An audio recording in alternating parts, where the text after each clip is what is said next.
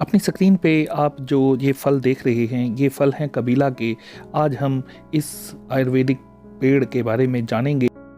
यह भारतीय चिकित्सा पद्धति आयुर्वेद का एक जाना माना नाम है।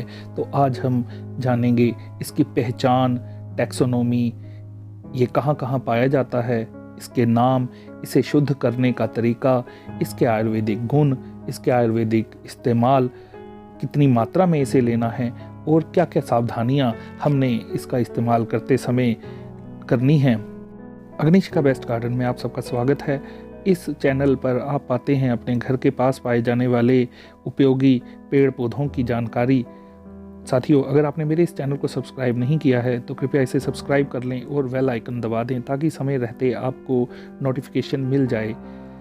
तो अब जानते हैं कि कबीला को कैसे पहचाना जाए।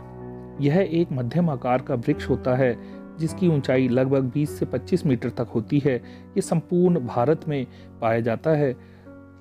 तने का छिलका बाहर से भूरा, अंदर से लाल होता है और इसकी पत्तियां लगभग 5 इंच लंबी होती हैं। ऊपर से चिकनी और नीचे से रोएदार होती हैं। इसके पीले फूल अगस्त और सितंबर के महीने में लगते हैं। इसके फल गोल और लगभग आधा इंच व्यास के होते हैं। फलों का रंग लाल होता है और मखमल की तरह इस पर छोटे छोटे लाल रोएं या छोटे छोटे बाल होते हैं जो कि औषधि के तौर पर इस्तेमाल किए जाते हैं। बीज चमकते काले रंग के होते हैं। फल के बाल दवा के तौर पर इस्तेमाल किए जाते हैं। हालांकि ये पूरा वृक्ष ही बहुत उपयोगी है। इसका वानस्पतिक नाम मेलोटस फिलिपेंसिस है। ये यूफोर्बिएसी फैमिली का मेंबर है। ये पूरे भारत में 5000 फीट तक की ऊंचाई पर पाया जाता है। तो आइए जानते हैं कि इसे अलग अलग भाषाओं में किन नामों से जाना जाता है। हिंदी में इसे कबीला, इंग्लिश में मंकी फेस ट्री, अरेबिक में कम्बील, असामी में इसे लोखन, गुजराती में कमीलो, कन्नड़ में कुनकुन डामर, कश्मीरी में कम्मेलक, मलयालम में कंपीपाला, मराठी में शेंड्री कपिला, उड़िया में कपिलोगैंडी, तमिल में कुनगुमान, तेलुगु में कुनगुम, उर्दू में कमीला, संस्कृत में रक्तंगा, रक्त चूर्णिका या रंजका कहते हैं। बाजार से मिलने वाला कंपलिका चूर्ण अक्सर मिलावटी होता है। उसमें ईंट का चूरा या कुछ अन्य पदार्थ जो कि लाल रंग के होते हैं वो मिला दिए जाते हैं। इसीलिए इसकी शुद्धता की पहचान जानना बहुत ही ज़रूरी है।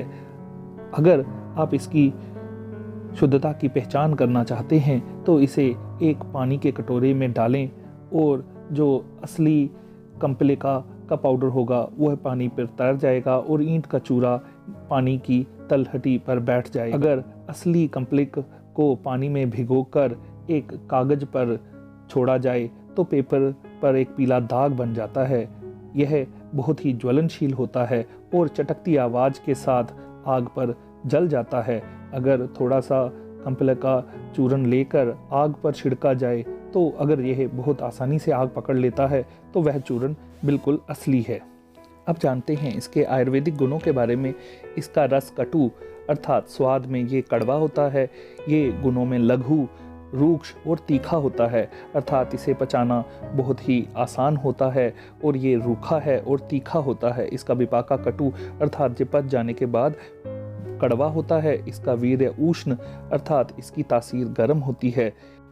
आयुर्वेद में बताए गए पित्त, कफ और वात दोषों में से ये कफ और वात दोषों को दूर करता है। इसमें बहुत से केमिकल विद्यमान होते हैं जैसे रोटेलेरिन, कैमलिन 1 और 2, मिथाइलिन, बिस मिथाइल, फ्लोरोएसिटोफिनोन जो कि इसे आयुर्वेदिक गुण प्रदान करते हैं।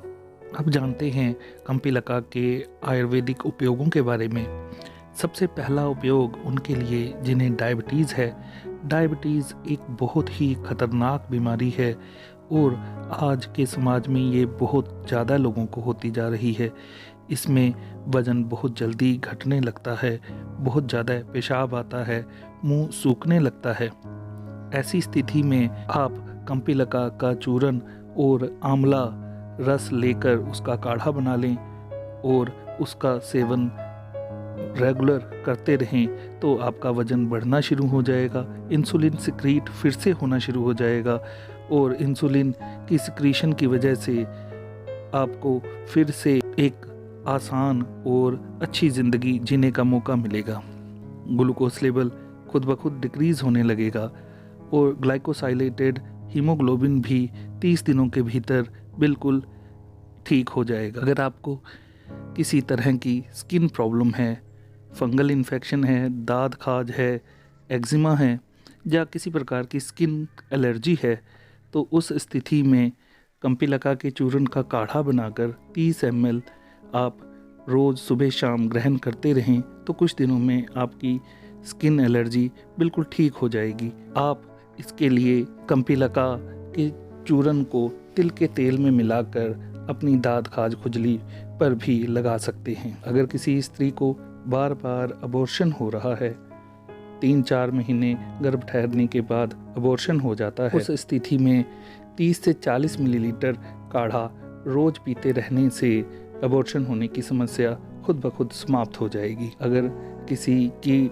गुर्दे में पत्थरी है और बार बार पेशाब रुक जाता है, ऐसी स्थिति में आप कंपिलका की शाल का शरबत बनाकर ठंडे पानी से 40 से 50 ml तक लेते रहें और पत्थरी खुद ब खुद गल जाएगी और बार बार पेशाब रुकने की समस्या से छुटकारा मिलेगा।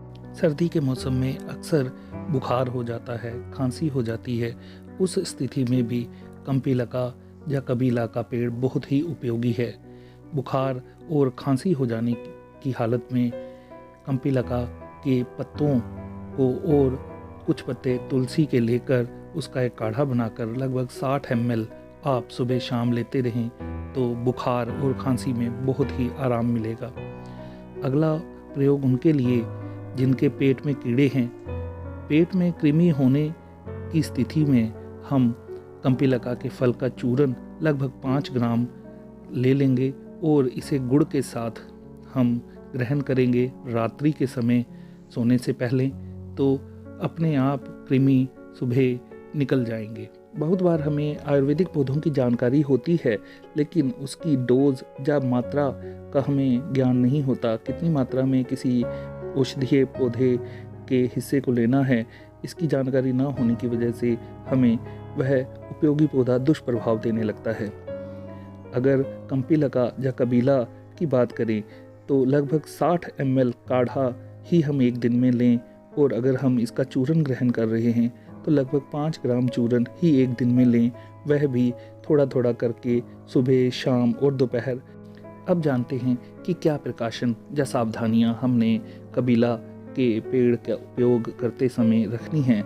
अगर हम बताई गई मात्रा से अधिक कबीला का उपयोग करेंगे तो हमें दस्त लग सकते हैं या हमारे मुंह से ज़्यादा लार निकलना शुरू हो जाएगी।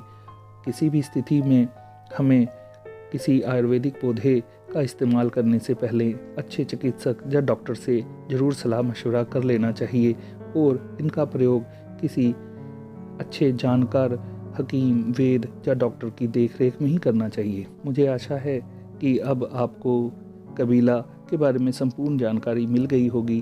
अगर आपको यह वीडियो अच्छा लगे तो लाइक, कमेंट और शेयर करना ना भूलें। मेरे चैनल को ज़रूर सब्सक्राइब करें। बहुत बहुत धन्यवाद।